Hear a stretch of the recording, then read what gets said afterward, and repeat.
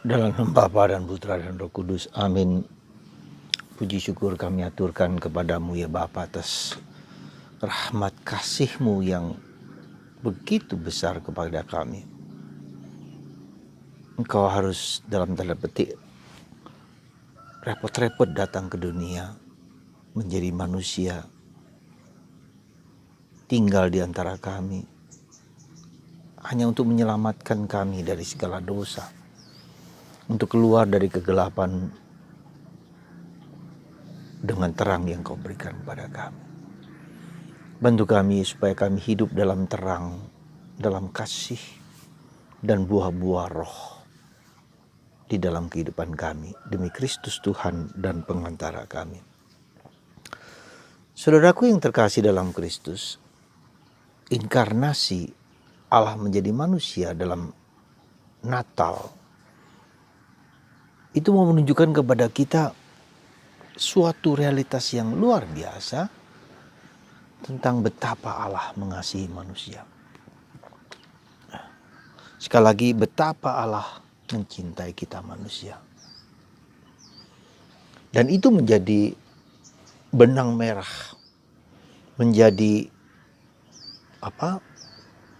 core, katakanlah, inti dari seluruh pernyataan diri Allah, seluruh karya Allah.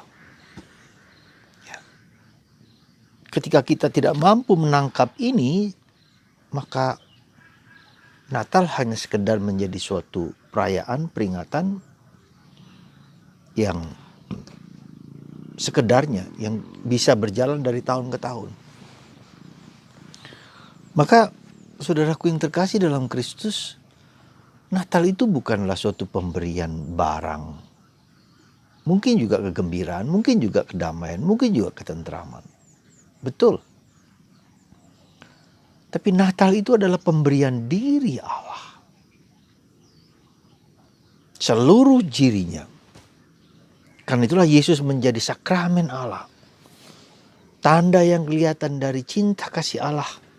Dia memberikan dirinya kepada kita. Dan dia juga menjanjikan kepada kita kehidupan yang bersatu dengan dia. Ya, rumah Bapakku ada banyak tempat tinggal. Dan ketika kita bersama dengan dia, kita tidak butuh matahari, kita tidak butuh sinar. Karena Tuhan sendiri adalah yang menjadi terang, menjadi sinar. Maka simbolisme dari Natal adalah terang.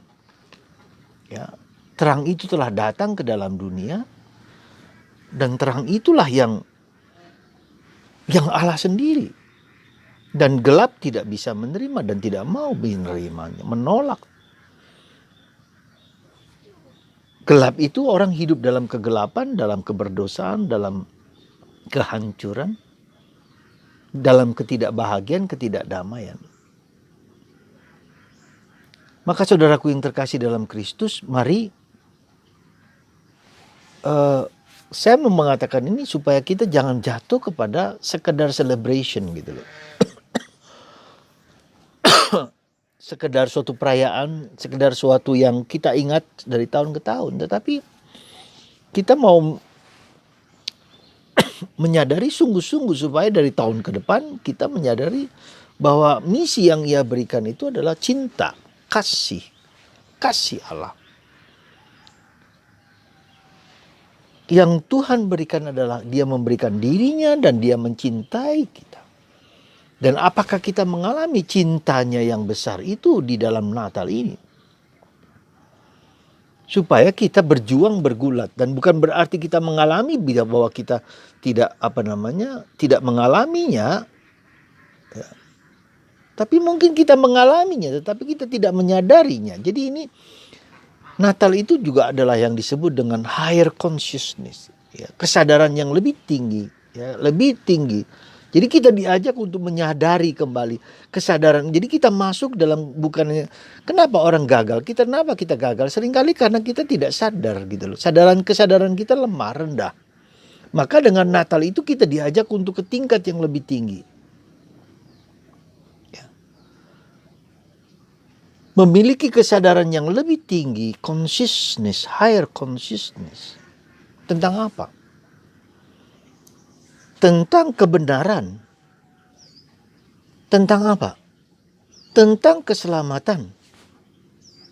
Ya. Keselamatan yang Tuhan berikan, di mana sebagai yang diciptakan kita tidak mampu dan tidak dapat mencapai kemuliaan Allah. Saudara, ketika kita diciptakan secitra dan segambar dengan Allah, maka kita memiliki daya sebetulnya, kemampuan untuk dalam tanda petik menjadi seperti Allah. Karena itu coba kita lihat dalam kitab Kejadian, ketika si iblis menggoda si wanita itu, si Hawa itu, ketika engkau akan memakan buah itu, engkau akan menjadi seperti Allah. Si iblis menunjukkan kepada kita, inilah si iblis itu mengagung-agungkan. Jadi sesuatu yang ada dalam diri kita diangkat, tetapi dibelokkan, dibohongi, ditipu. Ya. Jadi si iblis itu memberikan suatu informasi tentang Allah yang keliru, yang tidak tepat. Bahwa Allah menyembunyikan itu kepada manusia, menyembunyikannya. Padahal itu hak manusia, katanya, itu hakmu. Tuhan menyembunyikannya, tidak memberikannya kepada manusia. Dan itu sesuatu yang keliru. Nah, meskipun kita diciptakan secitra dan segambar dengan Allah, tetapi kita juga adalah manusia yang berdosa, yang lemah, yang rapuh. Ya. Nah, karena itulah maka Allah menjadi manusia untuk menyatakan siapa sih Allah itu. Siapa sang kasih itu adalah Allah. Jadi ketika kita dikasihi, maka kita mencari secara pengetahuan, tetapi secara pengalaman juga. Siapakah yang memberikan kepada kita Yesus itu? Adalah Allah. Allah yang seperti apa? Allah yang penuh kasih. Maka kita mencari. Ya. Supaya kita lama-kelamaan dari tahun ke tahun mempunyai semakin tinggi kesadaran kita. Ya. Ketika orang memiliki higher consciousness, kesadaran yang lebih tinggi, maka dia mengerti, memahami. Nah, untuk mendapatkan kesadaran yang lebih tinggi itu apa? Yaitu apa? Roh Kudus. Ya. Maka kalau kita perhatikan hari ini, ya, apa? Roh Kudus. Simeon penuh dengan Roh Kudus, dibimbing oleh Roh Kudus. Jadi Simeon dibimbing datang ke sinagoga, bertemu dengan Yesus, bertemu dengan Maria dan Yosef, karena dibimbing oleh Roh Kudus. Seluruh konteks Natal itu adalah konteks karya tindakan Roh Kudus. Ya. Maria mengandung Roh Kudus. Maria menyampaikan karunia Roh Kudus kepada Elizabeth. Elizabeth mendapatkan Roh Kudus. Yosef juga karena Roh Kudus, malaikat Gabriel menunjukkan kepada dia. Ya, Simeon, Hana, buah-buah Roh Kudus. Jadi untuk mencapai higher consciousness itu kita memiliki bimbingan Roh Kudus, Roh Allah, getting in touch with the Holy Spirit. Dan itu menjadi kunci, saudaraku, dalam perjalanan hidup kita. Ya, bagaimana kita mendengarkan Roh Kudus. Nah, bagaimana kita mendengarkan Roh Kudus supaya dibimbing, dituntun untuk bisa memiliki sesuatu intuisi, memiliki sesuatu pemahaman, pengalaman, ya, keilahian. Jadi kita diajak, higher consciousness itu diajak untuk masuk ke dalam dunia misteri Allah yang begitu besar, begitu luas. Kita hanya sepercikan kecil dari seluruh peristiwa itu. Maka kehadiran Roh Kudus itu menjadi higher consciousness, menjadi kuat, menjadi tajam. Sehingga kita dapat menjawab segala problematik kehidupan yang paradoks ini. Dengan segala kesulitan-kesulitan kita, paradoks kehidupan. Higher Roh Kudus membimbing, menuntun kita. Nah, bagaimana supaya kita mendapatkan, katakanlah, getting in touch, ya, bersentuhan dengan Roh Kudus, yaitu dengan berdoa. Berdoa tidak cukup menurut Teresa Avila, tidak cukup hanya berdoa lisan. Ya, doa Bapa Kami, doa Salam Maria, doa rosario. Itu sangat baik dan sangat perlu supaya kita memiliki suatu kebiasaan, kedalaman, tetapi dalam kedalaman itulah maka kita menemukan gitu loh. Menemukan ya, Roh Kudus, personal relationship with Jesus, with God, with the Holy Spirit. Ya. Jadi tidak cukup, maka di dalam, kalau Anda perhatikan dalam kisah hari ini bagaimana Maria dan Yosef membawa Yesus ke bait Allah dan bertemu dengan Simeon, bertemu dengan Hana, bertemu dengan orang yang menyatakan siapa Yesus itu sesungguhnya. Nah, itulah dalam keseharian. Jadi Allah menjadi manusia dalam peristiwa keluarga biasa sekali, tetapi di situ orang menemukan Allah. Nah, disitulah saudaraku yang terkasih. Latihan kita adalah terus-menerus menemukan Allah di dalam keseharian kita. Disitulah kita lihat bagaimana Santa Teresia dari kanak-kanak Yesus menemukan Allah ya di dapur, di ruang cuci, ya di kebun, di keseharian. Nah, itulah sebetulnya maka kita dilatih dengan Roh Kudus itu, diajak untuk menjadi peka, menjadi tajam, yaitu dengan berdoa. Selain berdoa, saudaraku, duduk diam dan hening. Mari kita belajar duduk diam dan hening. 1/4 jam saja sehari. Kalau Anda berani memberikan waktu sesingkat itu, maka Anda mendapat hadiah yang luar biasa dari Tuhan, yang tak dapat diambil oleh dunia. Ya, saudaraku yang terkasih, Anda mau mendapatkan hadiah itu tergantung dari Anda. Karena apa? Semakin lama hidup itu semakin begitu banyak problem kehidupan, begitu banyak masalah kehidupan, begitu kompleksitas kehidupan yang begitu besar. Apalagi dengan pandemi ini, orang menjadi takut, gelisah, cemas dan seterusnya. Pasti.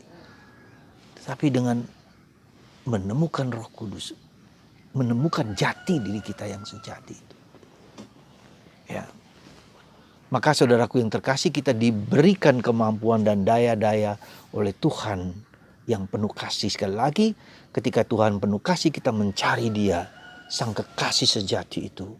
Karena Dia memberikan dirinya sendiri, bukan hanya anugerah, tetapi menemukan dirinya sendiri. Dan menemukan dirinya sendiri itu lewat Roh Kudus. Karena Roh Kudus adalah pribadi ketiga dari Allah Tritunggal. Jadi ketika kita memasuki dunia Allah, kita menemukan kita semacam mendapat privilege, mendapat hak istimewa karena Roh Kudus dicurahkan kepada kita. Mari. Sekali lagi, selain Roh Kudus sebagai sahabat, sebagai mitra, sebagai teman kita berdoa dengan sungguh-sungguh, bukan hanya dengan mulut dalam keheningan, tetapi juga dalam kesadaran supaya higher consciousness kita ya dalam melihat segala sesuatu dari kacamata Allah.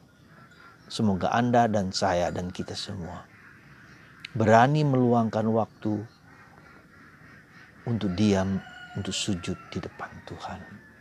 Di hadirat-Nya, aku berdiri di hadirat Tuhan, kata Nabi Elia, seorang Bapa Karmel. Semoga kita semua dikuatkan dan diteguhkan oleh kuasa Allah yang Maha Tinggi. Berkat-Mu atas kami semua, dan semoga Anda yang sakit disembuhkan, dan Anda mengalami kasih Allah yang melimpah, dan Anda dibimbing, dituntun untuk mencari Sang Kekasih sejati, Allah, Bapa, Putra, dan Roh Kudus. Semoga Anda dalam keseharian bisa merasakan kehadiran Yesus. Tuhan memberkati Anda, melindungi Anda dan menguatkan Anda selalu dalam Bapa dan Putra dan Roh Kudus. Amin.